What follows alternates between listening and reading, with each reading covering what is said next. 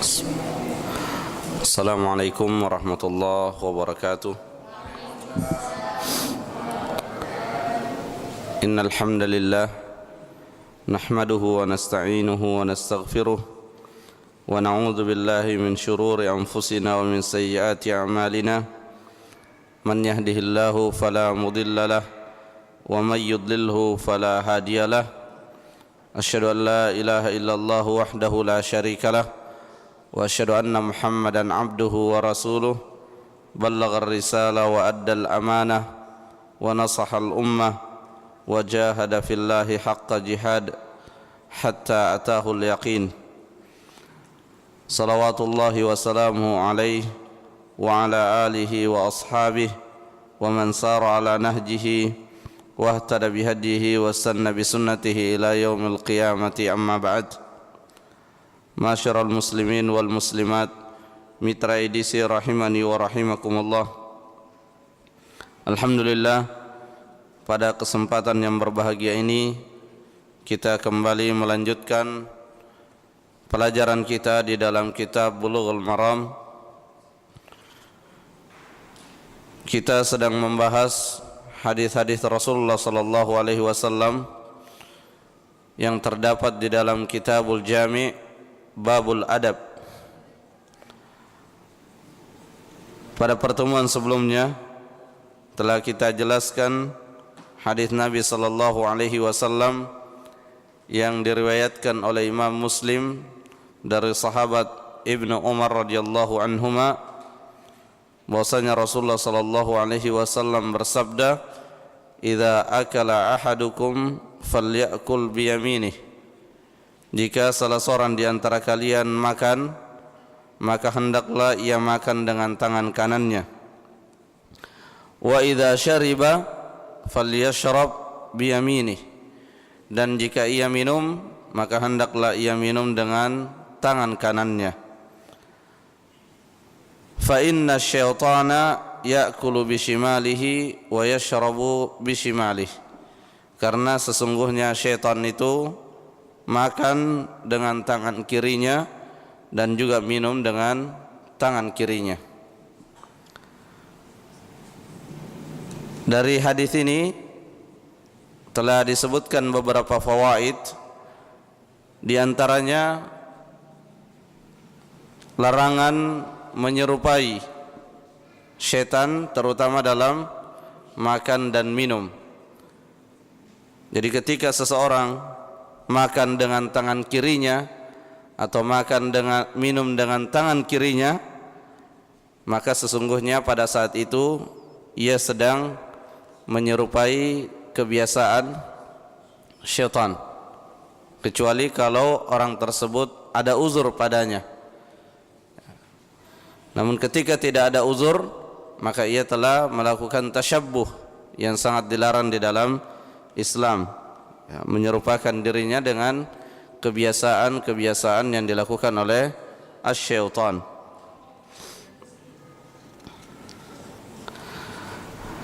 Kemudian hadis yang berikutnya, wa an Amr bin Shu'aib an abihi an jaddihi radhiyallahu anhum qala Rasulullah sallallahu alaihi wasallam, kul washrab walbas wa tasaddaq fi ghairi sarafin wala makhilah. Akhrajahu Abu Daud wa Ahmad wa 'allaqahu al-Bukhari. An Amr bin Shu'aib an abihi an jaddihi radhiyallahu anhum, dari Amr bin Shu'aib, dari ayahnya, dari kakeknya, semoga Allah meridai mereka semua, ia berkata, qala Rasulullah sallallahu alaihi wasallam, Rasulullah sallallahu alaihi wasallam bersabda, kul, makanlah, washrab, minumlah, walbas, dan berpakaianlah, wa tasaddaq, dan bersedekahlah, fi ghairi sarafin, namun tanpa berlebih-lebihan, wala makhilah, dan juga tanpa ada ujub di dalamnya. Hadis ini diriwayatkan oleh Abu Daud, juga oleh Imam Ahmad, wa 'allaqahu al-Bukhari, dan Imam Al-Bukhari menyebutkan hadis ini tanpa menyebutkan sanadnya. Beliau langsung menyebutkan qala Rasulullah sallallahu alaihi wasallam, dan inilah yang dikenal di dalam ilmu hadis dengan hadis al-mu'allaq.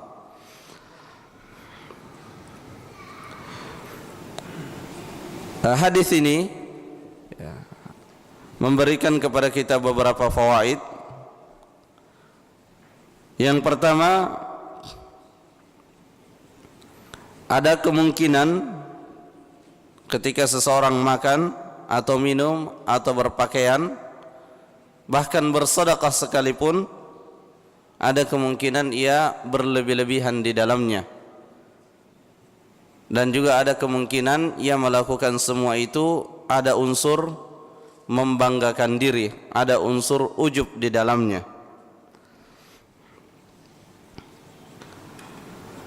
Saraf atau berlebih-lebihan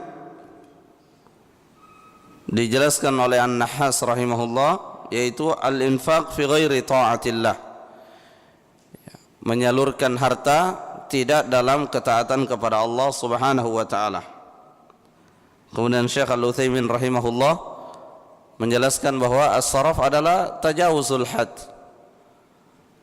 melewati batasannya. Itulah yang disebut dengan as-saraf. Secara asal, apa yang disebutkan di dalam hadis, baik itu makan, minum, berpakaian, itu adalah hal-hal yang mubah, hal-hal yang dibolehkan oleh Allah Subhanahu wa taala. Bahkan Allah Subhanahu wa taala menyediakan banyak kenikmatan dunia memang diperuntukkan untuk manusia. Namun dalam penggunaannya Allah Subhanahu wa taala juga mempunyai aturan-aturan. Di antara aturannya adalah fi ghairi sarafin, tidak secara berlebih-lebihan.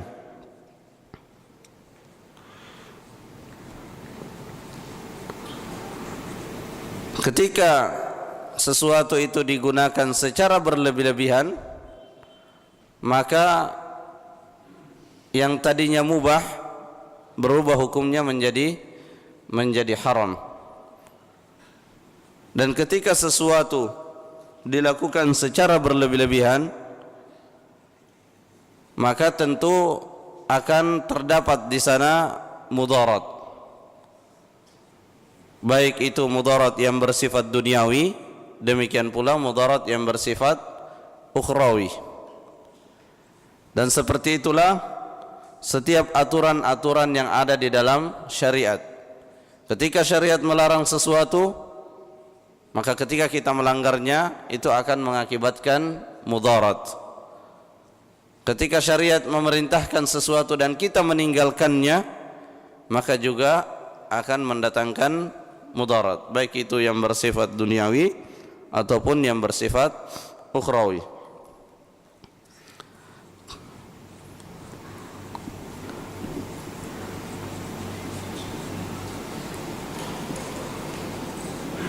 Dan pengharaman atau diharamkannya sesuatu di dalam syariat itu terbagi dua. Ada yang muharramun lidzatihi, ada sesuatu yang secara zatnya memang haram, seperti khamar, khinzir, babi, dan makanan-makanan lain yang diharamkan secara zatnya. Namun ada yang dia menjadi haram, asalnya sebenarnya mubah, dia menjadi haram karena ada faktor lain. Nah, di antara yang menjadikan sesuatu itu haram ketika ada di dalamnya as-saraf, ketika di dalamnya ada al-makhilah. Contoh di dalam makanan, di sini yang paling pertama disebut oleh Rasulullah, kul washrab. Karena inilah yang umum terjadi di dalamnya yang namanya berlebih-lebihan. Dan juga ini yang umum terjadi di dalamnya yang namanya ujub. berlebih-lebihan dalam makanan dan minuman itu bisa terjadi pada ziyadatul ma'rud. Disebutkan oleh Syekh Muhammad bin Shalih Al-Utsaimin rahimahullah, bentuk berlebih-lebihan seseorang ketika menghidangkan makanan untuk 5 orang misalnya, tapi porsi yang dihidangkan untuk 10 orang. Itu sudah terkategorikan sebagai bentuk berlebih-lebihan. Karena sebenarnya yang akan makan cuma 5 orang, tapi yang dihidangkan itu porsi untuk 10 orang. Atau bisa juga berlebih-lebihan terjadi ketika kita mengkonsumsi makanan tersebut. Kita sebenarnya sudah kenyang tapi terus ditambah. Maka itu juga termasuk dalam kategori as-saraf. Dan ini tentu memberikan mudarat. Memberikan mudarat. Betapa banyak penyakit dialami oleh manusia itu disebabkan karena berlebih-lebihan dalam urusan makanan dan minuman. Kemudian makan dan minum juga terkadang menjadi sebab orang berbangga diri. Kadang seseorang mengalami rasa ujub disebabkan oleh makan dan minum. Ya, contohnya ketika dia makan di warung, ya, atau di restoran atau di mana saja yang ya di restoran, biasanya kalau untuk pertama kalinya dia makan di tempat-tempat seperti itu, ya, ketika ia tidak menjaga hatinya, maka akan muncul dalam dirinya rasa ujub. Oh, saya tadi makan di sana. Ya, ada rasa berbangga dalam dirinya disebabkan oleh makanan tadi, disebabkan oleh minuman tadi. Ya, atau juga bisa ketika kita menghidangkan sesuatu, ya, kita menghidangkan kepada tamu-tamu kita makanan-makanan yang memang istimewa, tapi tujuannya bukan untuk menghormati tamu, tapi untuk membanggakan diri kita kepada orang-orang yang hadir, bahwa dia ini orang yang mampu, dia orang yang kaya sehingga bisa memberikan hidangan-hidangan yang mungkin jarang dinikmati oleh manusia pada umumnya. Ya, bisa saja terjadi seperti itu. Kembali pada motif dan niat masing-masing. Ya, tidak bisa dihukumi ya secara merata bahwa setiap orang yang menghidangkan makanan-makanan tertentu dikatakan dia ujub.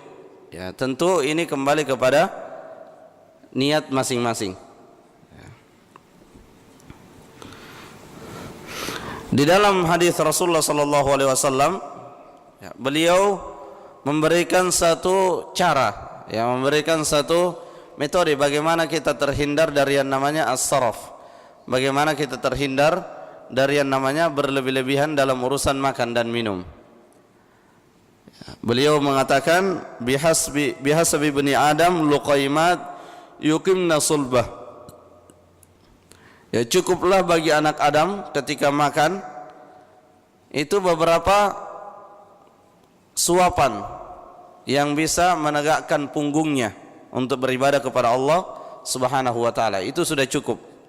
Kalau ada orang yang bisa seperti itu, maka dia telah melakukan apa yang dianjurkan oleh Rasulullah sallallahu alaihi wasallam. Berhenti sebelum kenyang. Namun kalau dia betul-betul masih ingin menambah, maka Rasulullah sallallahu alaihi wasallam memberikan batasan. Ya, fathuluthu li ta'amihi. Ya, dia hendaknya memahami kondisi daripada perutnya. Sepertiga untuk makanannya, sepertiga untuk minumannya, dan sepertiga untuk nafasnya. Ya, jangan sampai sudah penuh duluan dengan makanan, akhirnya ketika minum memberikan mudarat kepada dia. Ya, bisa malas, bisa mengantuk. Ya, karena ketika seseorang berlebih-lebihan dalam makan, ya, dampak yang paling pertama dirasakan itu rasa rasa malas. Yang lebih berbahaya kalau rasa malasnya sampai pada urusan ibadah. Ya, ini berbahaya.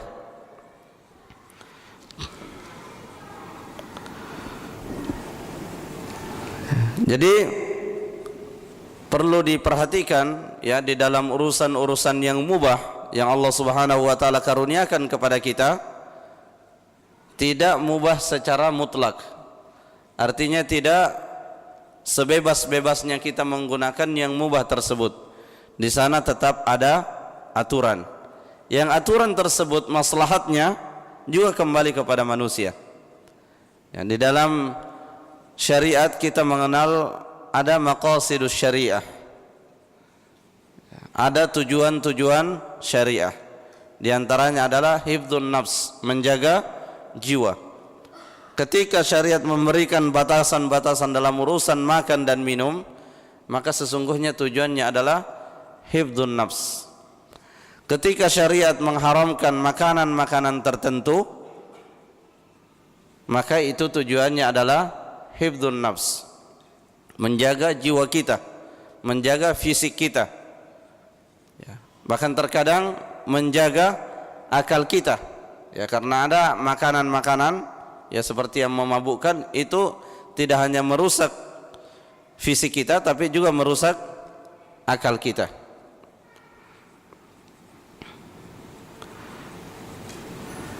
Dan maqasidus syariah ini yang biasa dikenal dengan ad-daruriyat al-khamsah, 5 hal yang memang sangat dibutuhkan oleh manusia, yaitu menjaga jiwa, hifdzun nafs, kemudian hifdzul aql, ya, menjaga akal, kemudian hifdzud din, ya, menjaga agama, kemudian hifdzul ird, menjaga kehormatan, dan hifdzul mal, menjaga harta benda. Nah, semua perintah-perintah di dalam syariat atau larangan-larangan dalam syariat itu tujuannya kembali kepada salah satu di antara yang 5 tadi. Makanya Syekhul Islam Ibn Taimiyah rahimahullah ya pernah mengatakan, kalau seseorang makan atau minum dan dia sudah tahu bahwa kalau dia tetap meneruskan makan minumnya akan memberikan mudarat kepada dirinya, maka pada saat itu haram bagi dia untuk meneruskan, karena dilarang bagi seseorang untuk melakukan sesuatu yang memberikan mudarat kepada dirinya. Yang di dalam hadis Rasulullah sallallahu alaihi wasallam, yang hadis ini telah menjadi kaidah fikih, la darara wala dirar. Ya, tidak boleh memberikan mudarat baik itu kepada diri kita juga kepada orang lain. Ya, di dalam hadis Rasulullah, di dalam firman Allah Subhanahu wa taala, wala taqtulu anfusakum, janganlah kalian membunuh diri-diri kalian, wala tulqu biaidikum ila tahlukah, janganlah kalian menjerumuskan diri kalian pada kebinasaan. Makanya ada keringanan-keringanan di dalam syariat ketika pelaksanaan syariat itu bisa membahayakan fisik kita. Ya, ketika seseorang sakit dan tidak bisa mandi, tidak bisa berwudu, maka syariat memberikan keringanan berupa tayammum. Ketika seseorang tidak bisa sholat dengan berdiri, padahal berdiri itu adalah rukun, syariat memberikan keringanan sholat dengan duduk. Jadi Allah Subhanahu wa taala sangat, innallaha kana bikum rahima. Allah Subhanahu wa taala Maha pengasih kepada kita. Allah menyayangi kita. Maka kita pun harus menyayangi diri kita.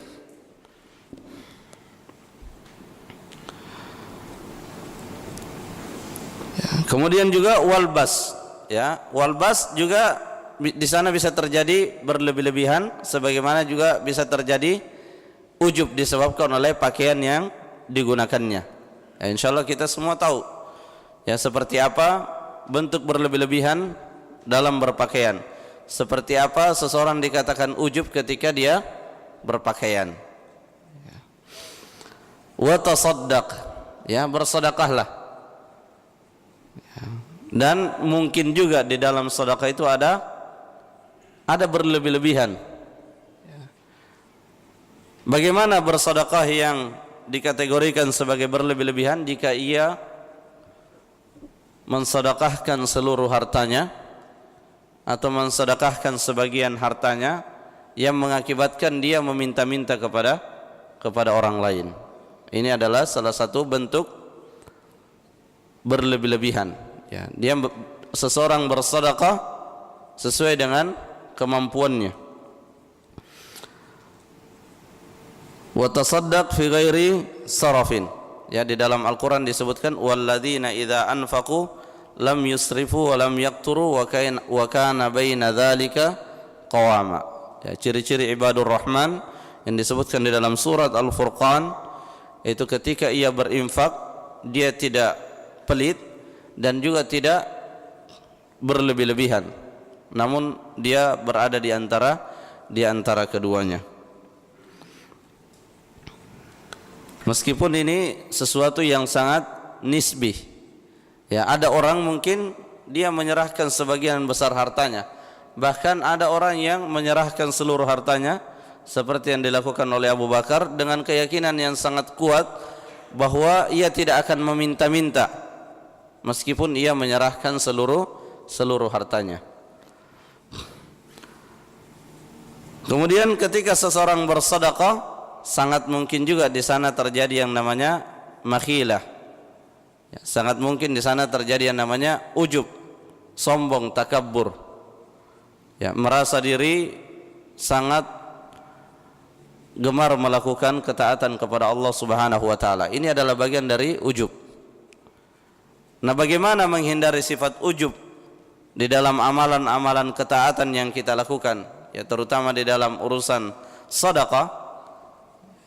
Jadi seseorang bisa ujub disebabkan oleh ibadahnya. Seseorang bisa ujub disebabkan oleh salat berjamaahnya.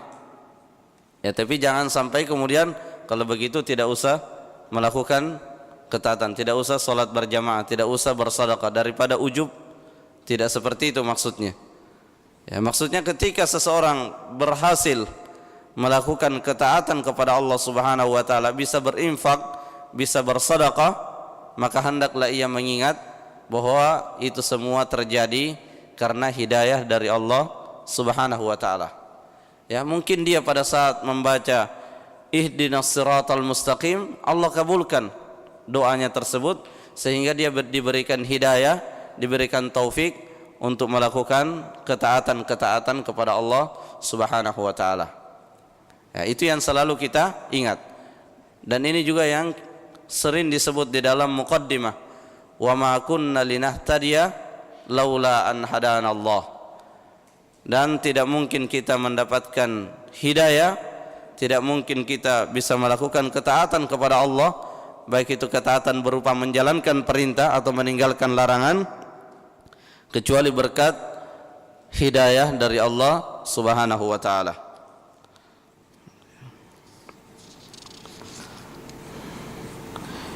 Ya, dan makhilah, ya, ujub juga mudaratnya di dunia dan juga di akhirat.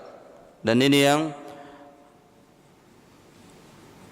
berusaha dijaga oleh salafun as-salih, oleh para sahabat, oleh para tabi'in, tabi'ut tabi'in.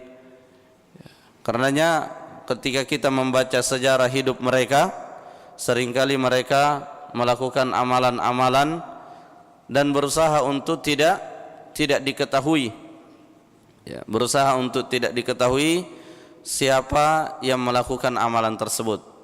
Ya, populer di kalangan mereka istilah sedekatus sir, sedekah rahasia. Tiba-tiba saja ada yang membawa makanan ke rumah orang miskin, yang orang miskin itu tidak tahu siapa yang membawanya, baru ketahuan setelah meninggal. Ya, ada putra atau cucu dari Ali bin Abi Thalib radhiyallahu an, itu ketahuan kalau dia sering melakukan sedekatus sir itu ketika sudah meninggal. Ya, ketika akan dimandikan ada bekas ada warna hitam di pundaknya. Ya, dan ternyata warna hitam itu disebabkan ia sering memikul gandum untuk dibagikan kepada fakir miskin di malam hari.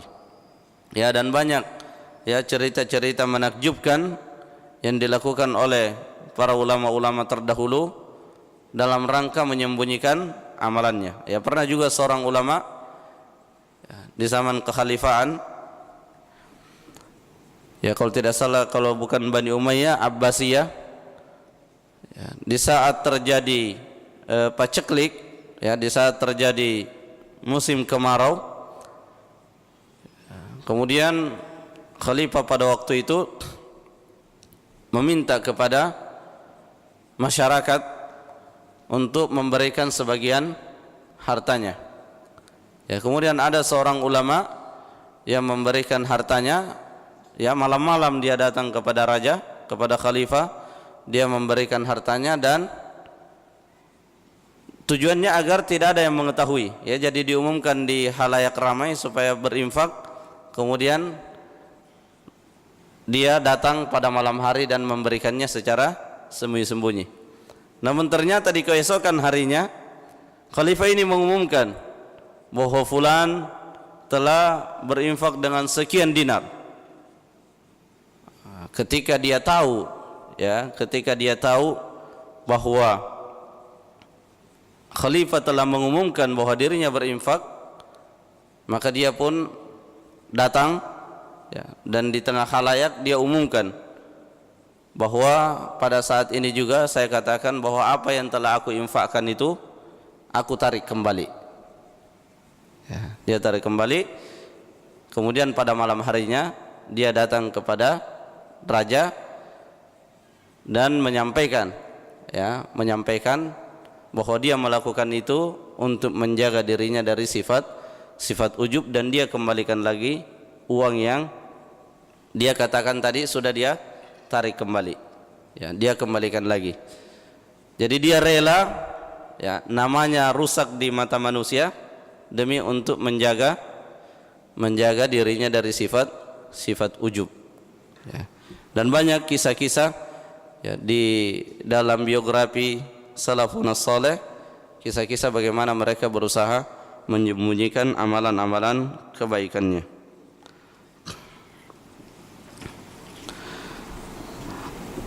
Ini hadis yang terakhir di dalam bab al-adab. Kemudian kita masuk ke bab al-birri was-silah. Al-birr yang dimaksud di sini birrul walidain, berbuat baik kepada kedua orang tua. Adapun as-silah itu adalah menyambung silaturrahim dengan kerabat. Qala al-muallif rahimahullah an Nabi Hurairah radhiyallahu anhu qala Rasulullah sallallahu alaihi wasallam man ahabba an yubsata lahu fi rizqihi wa an yunsa'a fi athari falyasil rahimah. Akhrajahu al-Bukhari. An-Nabi Hurairah radhiyallahu anhu dari Abu Hurairah semoga Allah meridainya, ia berkata, qala Rasulullah sallallahu alaihi wasallam, Rasulullah sallallahu alaihi wasallam bersabda, man ahabba, siapa yang menginginkan. Ini namanya fi'lus syarat.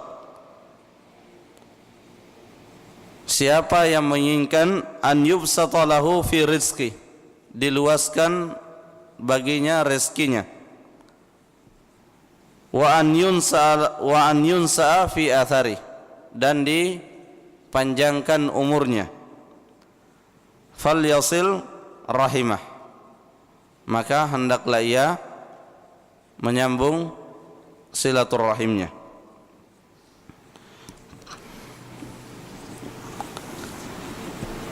Ar-rahim yang dimaksud di sini, ya, berbeda dengan apa yang biasa kita dengar. Ya, kalau dalam bahasa kita silaturrahim itu maknanya sangat luas. Dengan sahabat-sahabat yang tidak ada hubungan keluarga, mungkin kadang, ya, ketika kita mengadakan pertemuan dengan teman-teman, ya, di tempat kerja, itu juga kadang judulnya silaturrahim. Namun dalam pengertian syariah, silaturahim itu terbatas pada orang-orang yang ada hubungan kerabat dengan kita, baik itu secara nasab ataupun bil musahara, karena terjadi perkawinan. Ya, sebagian ulama ada yang membatasi ar-rahim yang dimaksud di sini adalah diantaranya Syekh Muhammad bin Shalih Al-Utsaimin itu membatasi ar-rahim yang dimaksud di sini, ya kerabat yang dimaksud di sini adalah yang kita bertemu dengan dia pada al-jaddur rabi, kakek kita yang keempat di atas kita.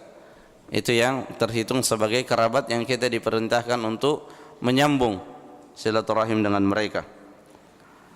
Dan cukup banyak dalil-dalil baik itu Al-Qur'an ataupun hadis Nabi sallallahu alaihi wasallam yang menjelaskan dan memerintahkan silaturahim. Dan juga banyak ayat-ayat dan hadis-hadis yang menjelaskan besarnya dosa orang yang memutus tali silaturahim. Ya, di dalam surah Ar-Ra'd ayat 21 ketika Allah Subhanahu wa taala menyebutkan ciri-ciri ulul albab, di antara ciri-ciri ulul albab adalah alladzina yasiluna ma amara Allahu bihi an yusal, yaitu orang-orang yang menyambung apa-apa yang Allah perintahkan untuk disambung. Al-Imam Al-Qurtubi mengatakan zahirun fi silatil arham, makna yang paling nampak dari ayat ini yang diperintahkan disambung itu adalah silatul arham.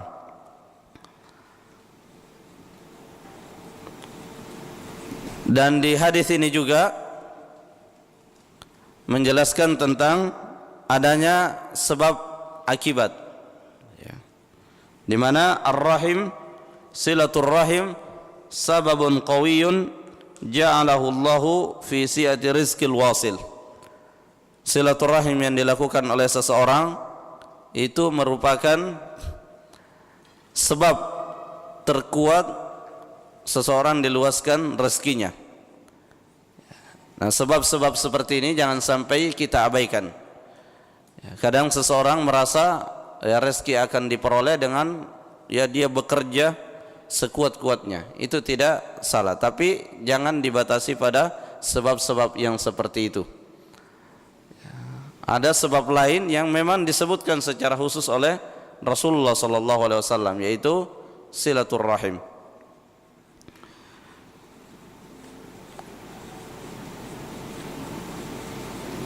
Wa barakatan fi atharihi wa tuli umrihi, dan keberkahan dalam umurnya.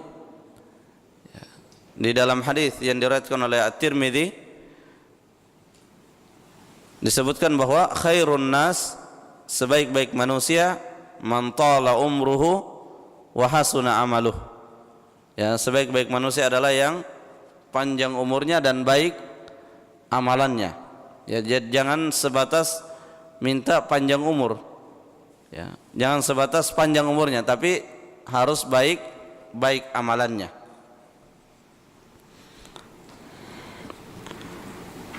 Karena apa yang Allah Subhanahu wa taala berikan kepada kita berupa waktu, yang kumpulan waktu itulah yang kita miliki dan biasa kita kenal dengan umur, itu semua Allah berikan kepada kita dalam rangka menjalankan tugas utama kita yang disebutkan oleh Allah di dalam surah Az-Zariyat ayat 56, wa ma khalaqtul jinna wal insa illa liya'budun.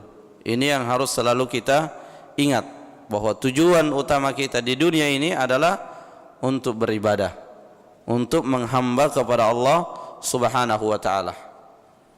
Nah, apa yang dimaksud menghamba kepada Allah? Menghamba kepada Allah itu adalah at-tadallul wal khudu'.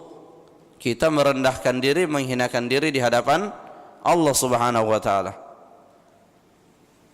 Nah, bagaimana bentuk konkret dari kita merendahkan diri, menghinakan diri di hadapan Allah? Bitta'ah, dengan kita taat kepadanya. Bagaimana taat kepadanya? Dengan bifi'lil awamir wajtinabin nawahi, dengan kita melaksanakan perintah-perintahnya dan menjauhi larangan-larangannya. Sehingga tidak mungkin seseorang beribadah kepada Allah Subhanahu wa taala kecuali dengan terlebih dahulu mengilmui dan mengetahui apa-apa yang diperintahkan oleh Allah Subhanahu wa taala dan Rasulnya, dan juga mengetahui larangan-larangan Allah Subhanahu wa taala dan Rasulnya. Jadi siapapun yang ingin mencapai tujuan ini, ingin menjalankan tugas ibadah, tidak bisa tidak dia harus belajar. Dia harus mengetahui perintah-perintah Allah, larangan-larangan Allah Subhanahu wa taala.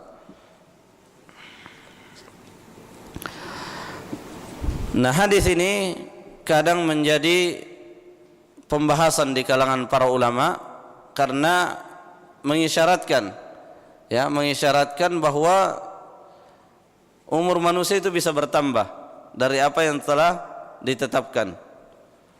Rezeki manusia bisa bertambah dari apa yang telah ditetapkan. Ya, padahal ada ayat fa idza jaa ajaluhum la yastakhiruna sa'atan wala yastaqdimun. Ya, ketika ajal seseorang sudah datang tidak mungkin lagi bertambah. Nah, di sini sekilas bertentangan dengan ayat tadi. Ya, yunsa alahu fi athari. Yunsa itu takhir. Ya, diakhirkan ajalnya. Ya, ajalnya sudah ada kemudian diakhirkan. Seolah-olah seperti itu maknanya. Nah, pertama dalam perkara-perkara seperti ini, ketika kita mendapatkan ayat Al-Quran atau hadis Nabi sallallahu alaihi wasallam yang secara makna kelihatan bertentangan, yang pertama kali yang harus kita lakukan adalah meyakini bahwa di sana tidak ada pertentangan. Itu yang paling pertama dan sangat mendasar. Kenapa kita harus meyakini seperti itu? Karena kapan kita mengatakan bahwa di dalam Al-Quran, di dalam hadis, di sana ada pertentangan secara hakiki, maka pasti secara tidak langsung kita telah menghukumi bahwa ada kedustaan di dalam ayat ataupun di dalam hadis. Karena yang bertentangan itu kalau salah satunya ada yang tidak benar. Ya, makanya itu yang pertama yang harus kita camkan, bahwa tidak ada pertentangan di dalam Al-Quran dan hadis. Pertentangan itu ada di dalam akal manusia. Adapun secara hakikat tidak ada pertentangan. Yang ada pertentangan itu kalau yang tidak datangnya dari Allah dan Rasulnya. Dan itu disebutkan di dalam Al-Quran, walau kana min indi ghairillahi lawajadu fihi ikhtilafan katsira. Sekiranya itu berasal dari selain Allah, maka akan didapatkan di dalamnya banyak sekali pertentangan. Ya, kita bisa lihat bagaimana kitab suci non muslim. Ya, banyak sekali pertentangan di dalamnya. Di halaman sekian berkata begini, di halaman berikutnya berkata lain. Ya. Bagaimana yang ada di kalangan Rawafid, di kalangan orang-orang Syiah, terjadi pertentangan satu sama lain, sehingga kalau kita mendebat mereka dengan membawa buku-buku mereka, itu mereka tidak bisa berbuat apa-apa, karena memang satu sama lain saling bertentangan. Dan itu bukti bahwa itu tidak datangnya dari Allah Subhanahu wa taala, dan itu disebutkan di dalam Al-Quran. Ciri sesuatu itu tidak berasal dari Allah kalau di sana terjadi pertentangan satu sama lain. Nah, lantas apa makna daripada hadis ini kaitannya dengan ayat fa idza jaa ajaluhum la yastakhiruna sa'atan wala yastaqdimun. Yang pertama, tidak ada di antara kita yang tahu ajalnya. Ya, tidak ada di antara kita yang tahu ajalnya, sehingga tidak mungkin kita bisa mengetahui oh ini dipanjangkan ajalnya. Sebenarnya ajalnya cuma sampai di sini tapi dipanjangkan oleh Allah. Tidak bisa ada yang tahu hal seperti itu. Sehingga pesan daripada hadis ini sesungguhnya adalah motivasi untuk kita melakukan silaturahim, untuk kita menyambung silaturahim. Dan itu yang disebutkan oleh Syekh Abdurrahman bin Nasir As-Sa'di rahimahullah, dan itu juga yang disebutkan oleh Syekh Muhammad bin Shalih Al-Utsaimin, ya murid beliau, di mana ia mengatakan fihi hathun ala silaturrahim. Ya, di dalamnya ada anjuran untuk silaturahim. Ya. Sama ketika seseorang mengatakan man ahabba an yulad lahu walad falyatazawwaj. Ya, siapa yang hendak diberikan anak maka hendaklah dia menikah terlebih dahulu. Ya, maka tidak bisa seseorang mengatakan enggak usah saya menikah, nanti anaknya datang sendiri. Dia harus melakukan ikhtiar. Sama juga di sini. Siapa yang mau dapat rezeki yang luas, siapa yang mau dapat umur yang berkah, maka hendaklah dia melakukan syaratnya, yaitu silaturahim. Ya, adapun dipanjangkan atau tidak, ya itu sudah tetap, ya Allah Subhanahu wa taala sudah menetapkan dan tidak ada yang tahu. Ya, tidak ada yang tahu, dan Allah Subhanahu wa taala telah mentakdirkan segala sesuatu. Wa kullu syai'in indahu miqdar. Segala sesuatu itu telah ditetapkan oleh Allah Subhanahu wa taala. Sehingga tidak ada yang terjadi di muka bumi ini keluar dari apa yang telah ditentukan oleh Allah Subhanahu wa taala. Ya, di dalam masalah iman kepada al-qadar, iman kepada takdir, ada 4, ya. Ada 4 tingkatannya yang harus kita imani. Ya. Yang pertama al-ilm, ya, kita mengimani bahwa Allah Subhanahu wa taala mengetahui apa yang akan terjadi. Ya. Kemudian yang kedua al-kitabah, kita mengimani bahwa Allah Subhanahu wa taala telah menulis semua yang akan terjadi. Kemudian yang ketiga al-masyiah, kita meyakini bahwa Allah Subhanahu wa taala menghendaki semua yang terjadi, karena tidak mungkin sesuatu terjadi kecuali atas kehendak Allah. Dan yang keempat al-khalq, Allah mewujudkan apa yang telah Allah Subhanahu wa taala takdirkan. Dan ini semua, ya, yang namanya takdir tidak ada yang tahu. Ya.